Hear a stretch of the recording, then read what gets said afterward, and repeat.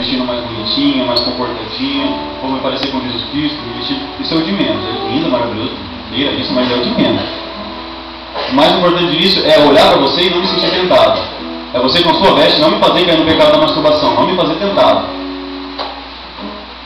Posso brincar, claro, primeiro por minha conta, que seja o pecado, mas você pode ser a grande cooperadora da perdição da minha alma. Eu estou falando para as meninas porque eu sou um homem, claro.